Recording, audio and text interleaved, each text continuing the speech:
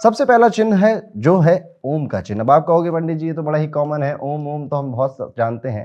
लेकिन क्या आप जानते हैं ओम भगवान या ईश्वर के मुख से निकला हुआ पहला शब्द या पहला अक्षर है। इसमें संसार की रचना के लिए प्राण डाले गए थे। सबसे पहले हम इसका साइंटिफिक रीज़न समझ लेते हैं और निकोला टेस्ला ने इसको अंक ज्योतिष में भी बहुत बेहतर तरीके से समझाया है। हम सभी जानते हैं निकोला टेस्ला ने एक बहुत ही फेमस अंकों की सीरीज़ दी थी जो आप अपने स्क्रीन पे देख सकते हैं 369। उन्होंने मैनिफेस्टेशन करने के बारे में भी इन नंबरों से बताया था।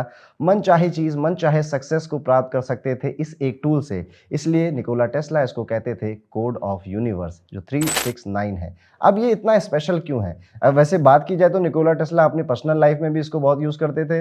अपने ऑफिस की बिल्डिंग में वो घुसने से पहले 3 बार उसके चक्कर लगाया करते थे। उसके बाद हमेशा वो कोई रूम लेते थे तो वो उसका या तो सम 3 पे, 6 पे या 9 पे ऐड होता था। इस तरह से मल्टीपल बार वो 369 को अपनी लाइफ में यूज़ करते थे और उन्होंने एक मैनिफेस्टेशन टेक्निक भी बताई है जो कि बहुत कम लोग जानते हैं। अगर आप चाहते हैं कि मैं वो मैनिफेस्टेशन टेक्निक अगले वीडियो में डिस्कस करूं तो कमेंट में ज़रूर लिख दीजिएगा। लेकिन ये 369 ओम की बात हो रही थी और ये 369 कहाँ से आ गया, इसकी क्या इंपॉर्टेंस है? तो देखिए, अगर आप 369 को रोमन अक्षरों में इंग्लिश के अक्षरों में लिखेंगे तो ये इस तरह से लिखा जाएगा 369।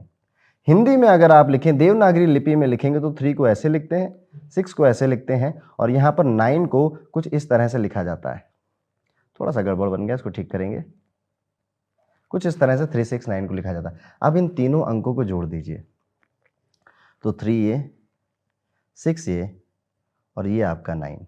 अब अगर मैं बाकी सारी चीज़ें इरेज कर दूं तो आपकी स्क्रीन के सामने एक ओम की आकृति है। इसलिए 369 को कहा जाता है कोड ऑफ द यूनिवर्स और इससे आप अपनी मैनिफेस्टेशन को भी पूरा कर सकते हैं, जो कि अगर आप चाहेंगे तो मैं नेक्स्ट वीडियो में ज़रूर डिस्कस करूंगा। लेकिन उसके बाद अभी ओम की जो परिकल्पना है वो यहाँ खत्म नहीं होती है। ओम की सिंबल को अगर हम बारीकी से समझे तो ओम में 3 मात्राएं हैं, आकार, उकार और मकार, जो इस नेचर के 3 गुणों को बताती हैं। आकार सतोगुण को, उकार रजोगुण को और मकार यहाँ पर तमोगुण का प्रतीक है। वहीं ओम के ऊपर मौजूदा बिंदी तीनों गुणों से परे या तीनों में समानता या निर्गुणता का प्रतीक है। इसलिए जब भी कोई साधक ओम का उच्चारण करता है, जाप करता है तो सांसारिक गुणों से दूर हो जाता है, दोष मुक्त हो जाता है और निर्गुणता की तरफ वो आगे बढ़ता है।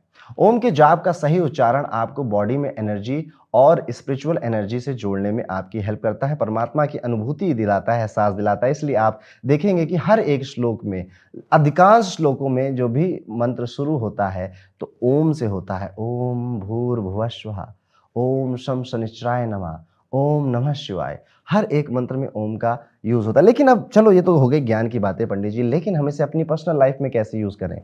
बड़ा छोटा सा तरीका है। ओम को नाभि से बोला जाता है, तो आप अपने सांस भर लीजिए और फिर इसको अपने पेट को आप दबाएंगे और यहां से जब हवा निकलेगी तो ओ की आवाज निकाल लिए ऐसे, ओ।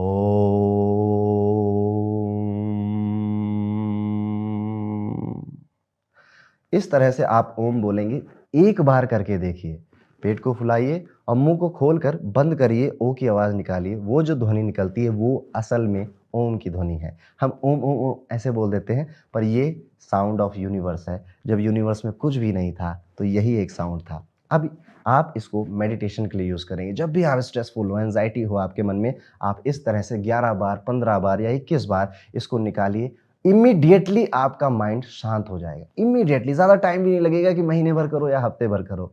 शांत कमरे में करके देखिए और जब आपको अनुभूति हो तो नीचे आइएगा कमेंट सेक्शन में और बताइएगा कि आपको कैसा एक्सपीरियंस हुआ।